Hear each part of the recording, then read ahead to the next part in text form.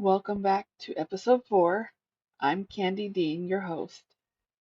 We're going to be talking about the difference between being an empath and having empathy slash being empathetic.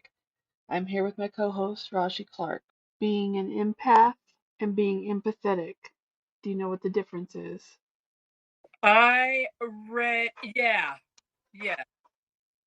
One is, oh, I'm sorry, I get it type deal. I'm sorry. And the other one's like, oh, living. One is basically in a way, is one standing beside you, watching you go through this stuff, and they feel bad, and one is in your shoes, and they're feeling how you're feeling. And Yes. a really easy way to explain it, and I think I'm both, but I have an attitude too, so I only tolerate but so much at times, and don't care either. But that is also one of the symptoms of being an empath, is sometimes you just don't care. Mm-hmm. Yeah. Yeah, so we've all heard of empathy and maybe consider ourselves empathetic Mm-hmm. individuals, which I consider myself empathetic. Mm-hmm. Um, Empathy means being in tune to other people's feelings and life circumstances, like you were saying, oh, I'm sorry that you're going through that, or oh, that's great that you got a job. You Yeah. know what I mean? And then being an empathetic person made me move to like you were saying, it involves, it's kind of complex. So Mm-hmm. being empathy, you say, oh, hey, congratulations. But being empathetic is taking it to an extreme for me personally. I feel everybody's feelings 20 times fold. So I can usually feel people's feelings before they even feel them. So, like, if you're angry, I would feel that you're angry and I feel the anger as well. So I feel it just as though you're feeling it, even though I'm not necessarily angry, but I feel that you're angry. It's bad for me. And the New York article states that empathy is a rendering of a German Infalug, I Infalang, which may basically it means empathy, a feeling into that involves a moral complication of feeling our way into the lives of others. Then there's being an empath, which refers to someone who takes empathy a significant step further. So I'm an empath. So an empath, I'm empathetic, but I'm also an empath. I am both of those, but rolled into one. mm-hmm. And a lot of people, including my mom, have said that I'm sensitive. I've always been a sensitive individual, but you've known this. And this is where it comes from. So an empath is able to literally feel and take on other people's feelings as if they were experiencing those feelings themselves. Sometimes it could be a blessing, and sometimes it could be a curse. Mm-hmm. So that's why I do not like crowds. I do not like crowds. I don't want being around people, especially negative Nancy's, or you know what I mean? Like just, yeah, just around people in general, because I pick up on all their feelings and stuff like that. So I have to have alone time to recharge. Otherwise, I get headaches and stuff like that. But so now so you can conclude that having empathy automatically means you're an empath, right? Well, after all, many empathetic people feel deeply for other people's setbacks. Does that make them an empath, though? Well, the short answer is yes and no. So you can have both. Like you can have both. Like at times you can have empathy or you can be an empath. Sometimes you have an attitude, sometimes you don't, you know what I mean? So there's people on different like spectrums of like a chart, like you could be higher than some or lower than some on the empathy chart. Being an empath is about having empathy, but on a completely different, deeper level. Explains Dr. Judith Orloff. She's an MD and the author of the Empath Survival Guide, Life Strategies for Sensitive People.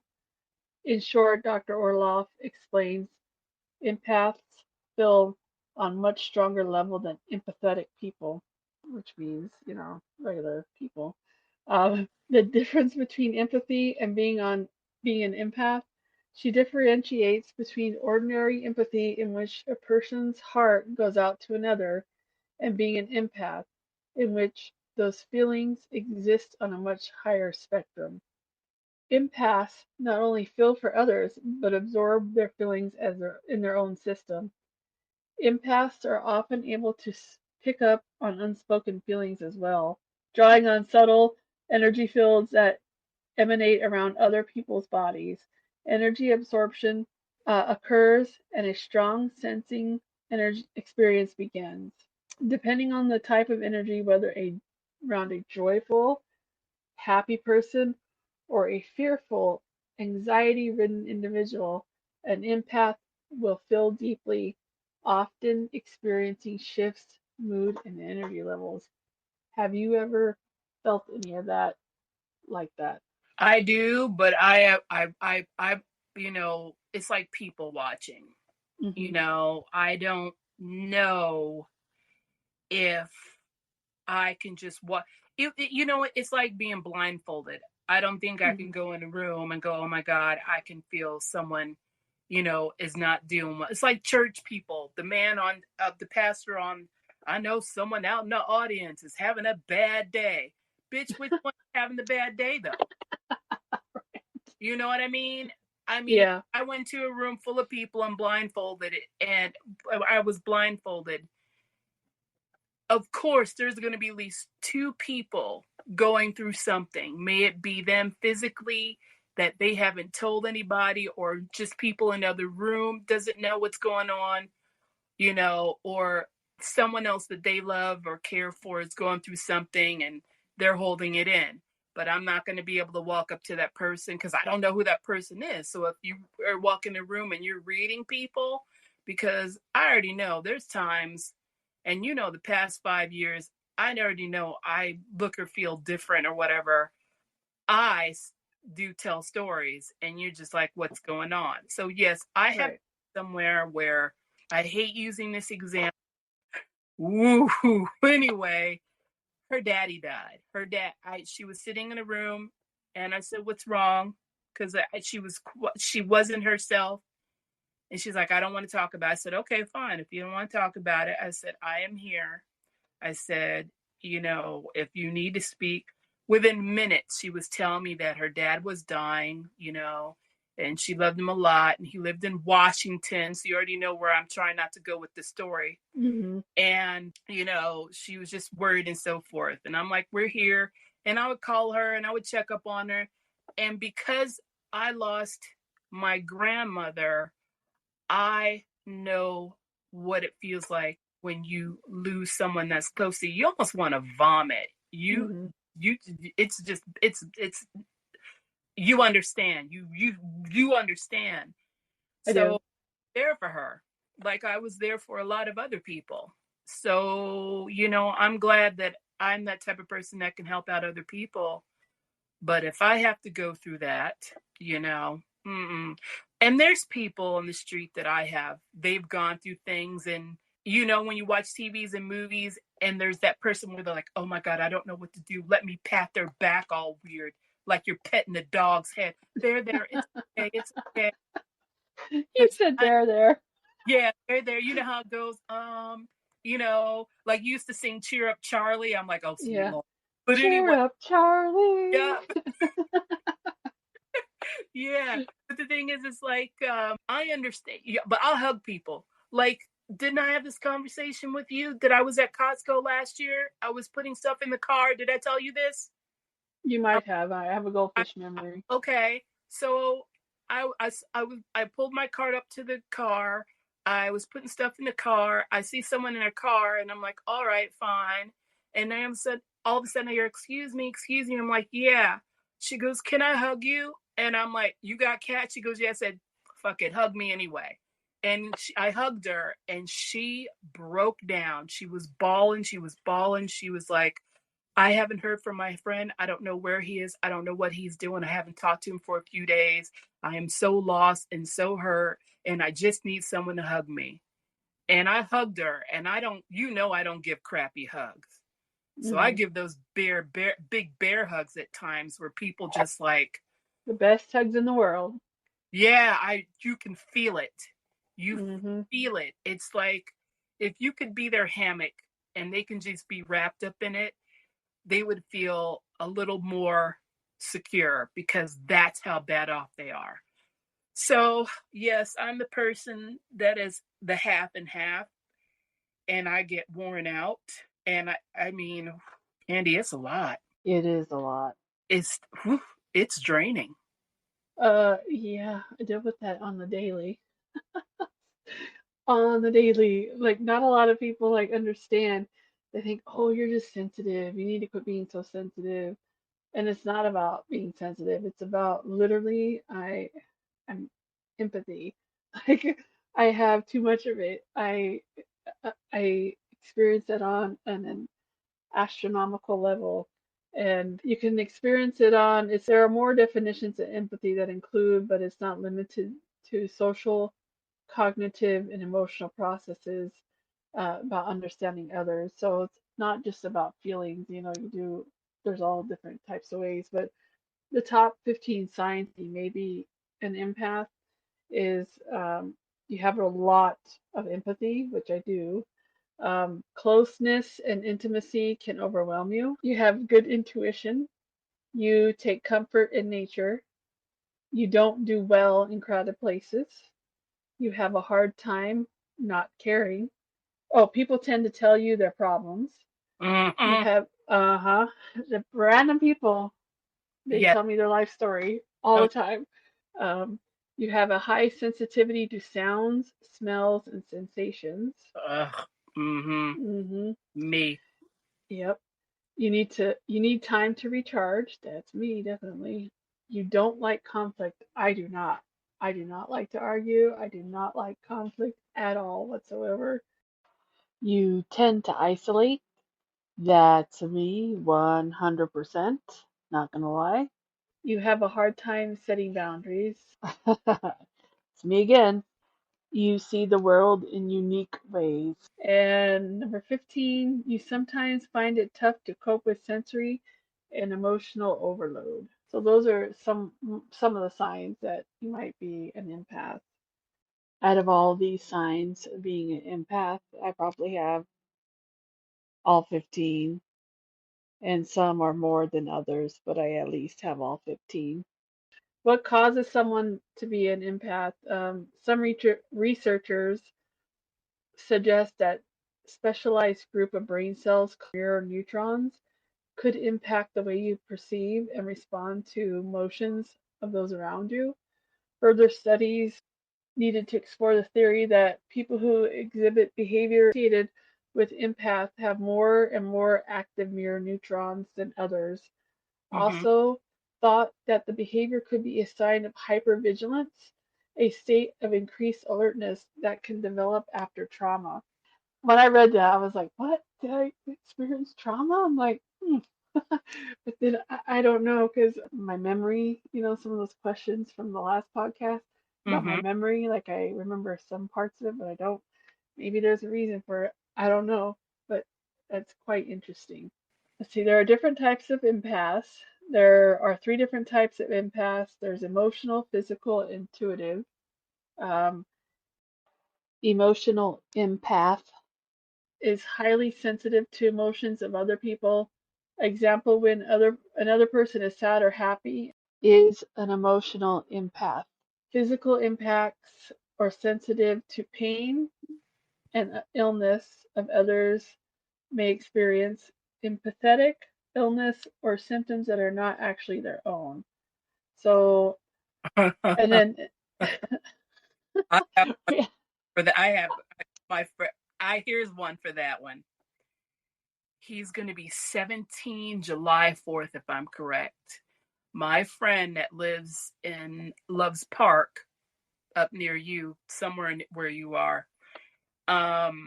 When she was living in New Mexico, funny enough, she was from New Mexico too. Las Cruces. Um, I wasn't doing too well one time for a week or so. Something crazy. I was getting these sharp pains. I was nauseous. I had all these crazy symptoms. So she calls me up one day And we've been talking. She calls me up one day. She goes, "You ready to be an aunt?" I'm like, I guess so. Why? Because she goes, "I just had a baby." I said, "What?" And as soon as she said that, I said, "Oh, it was you." A state away, no less. I said, "It was you." She said she didn't know she was pregnant. She's the second person that I've known that didn't know they were pregnant. No, actually, third person I know that was pregnant that didn't know they were pregnant. She said, "I was trying to use the bathroom and I couldn't go." She goes, "It was just trickling out." She goes, "So I ended up going to the emergency room." Went to the emergency room. She's like, "You're pregnant." She said, "What?" She delivered a half hour later. This baby Dang. out of nowhere, out of nowhere. Now, we've written letters to each other. We've talked on the phone. I've even visited her at one time. And all of a sudden, she's like, "Yeah, I had a boy." Wow. And as That's soon as crazy. she told me, all the symptoms went away. I said it was you, and I was freaking out because you get a sharp pain. It's one of the symptoms of being pregnant, and I was nauseous, and my the all the female parts was flipping out, and no one Hmm. was pregnant because my nieces were already here. What was going on? Yeah, That's you wild. crazy. And as soon as I said it was you, she's like, "What?" I said, "It was you." I said, "I'm not pregnant. It was you." I said, "It was your. I got your symptoms because she didn't have it." So, intuitive empaths are extremely perceptive, although there's no scientific evidence to support intuitive supportive intuitive. Empaths may believe that they are psychic or telepathic. Some may think that they are able to communicate with plants and animals. Out of those three, I'm probably emotional impact because I could tell when people are sad, happy, the emotional part of it. I would think if I had to choose, I'd be in that category. Um, Sometimes I do have the physical aspect of it, but not as much. It's more emotional for me. Um, so you might say, "Hey, Candy, how do you deal with being an empath?" Well, let me tell you. So how I care for being an empath goes along with what I'm about to explain. So an empath can care for themselves. After all, in addition to experience their own emotions, they're absorbing other people's emotions. This can take a toll on them, especially in situations that leave them drained. It's not common for empaths to experience a myriad of physical symptoms as they take on so many intense emotions, including stomach and headaches.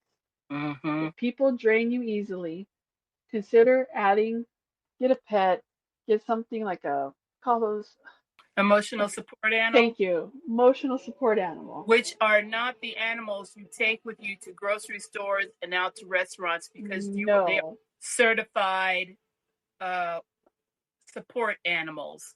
So don't be those people that do that. That's not cool. that's not cool at all. It's If not cool. No, it isn't. No.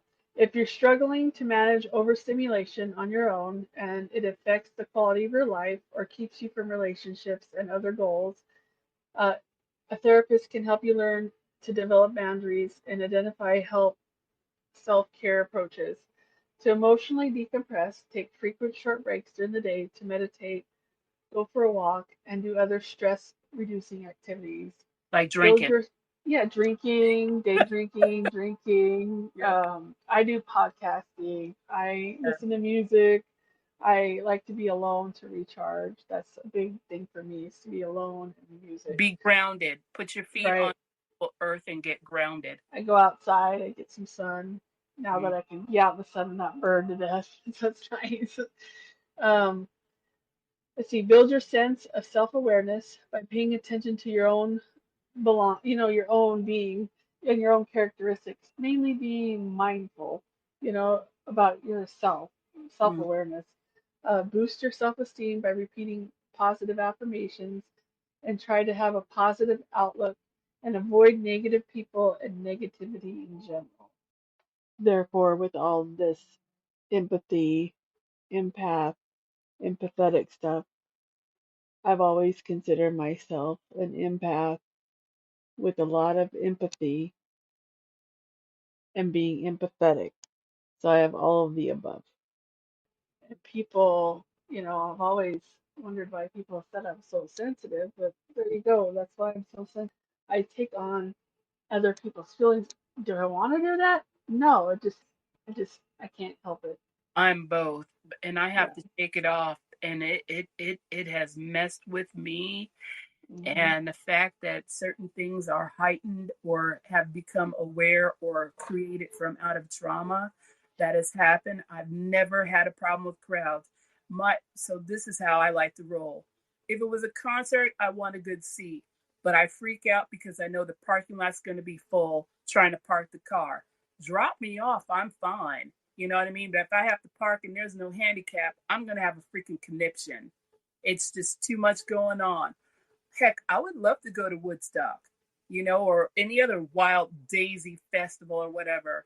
But I couldn't do Coachella. I would have loved to do Burning Man, but it's in the middle of the desert. It's dusty out there. I would have wheezed to death. It wouldn't have been pretty, but whatever. But the I would have fact, liked Burning Man. Yeah, I would yeah, have been the I same road have the wheezing. old pamphlets. Yeah, it would have been great. But there's the people, and I know a lot of them are all high energy and probably tripping because they're all on white blotter and Snoopy, acid squares. But the fact of the matter is that it's a lot of people. It's a lot of people. Me going to a drag show, don't mind it. As long as I have a place to sit, I can see the entertainment, I'm fine. I try not to pay attention to everything else around me. I do people watch, but I'm focused on one thing because otherwise I will flip out. So Yeah, I'm like, mm-mm. And sometimes when I'm ready to go, I'm ready to go. And that's it. But other times I just try to focus on what's good. Otherwise, but when it comes to friends, the ones you think that are worth your time and you try to be nice to them and all they do is, we already know, things that are not healthy, it wears you out. And right. you have to step back from it, but you have to because we are grown. We have already made it over the hill. At 30, they say you're old because a lot of people, as you see, are dying off at 60. Right. We're already over the My hill. dad's one of them. What'd you say? I said my dad was one of them. Yeah. And they're basically, and to me, that was like dying young. I mean, Yeah. that are 30 old when I mean, we were the ones that go, oh my God, you're old. You're 29 old. Yeah, you literally are old. You are over the Yeah. hill. It's just hard when you have to release these people that you've known forever or a short amount of time that you thought you had a good vibe with, but they don't know how to be correct. They don't know how to be a true friend and they don't know how to shut up and not be negative. It wears you Yeah. out. It's weird. I don't like crowds, but I'll go if it means something to somebody else. Like if I'm with somebody special, I'll go, but I don't like where it's really, really crowded and I can't get out of somewhere. It's a lot of people, and Mm-hmm. especially when there's booze involved and Yeah. people are drunk and being idiots. Yeah. And I'll go, but I just don't prefer to You need to be know where out the in nature where there's bathrooms are, wide open spaces. exits are. The exits, the bathrooms, and where my car is at. That's right. You are right about that. So yes, I am an empath. Hi, my name is Candy, and I'm an empath. I I can't. feel too much, and yes, I'm sensitive, and no, I can't help it, and that's part of who I am. But I appreciate y'all for listening, and we appreciate all the support y'all give us. We're on Spotify, we're on Apple Podcasts, and now we're on iHeartRadio. Woo! We're getting our Patreon page together, so that's coming soon. And coming up soon is we're going to Ashmore Estates. That's coming up, so that should be a fun podcast.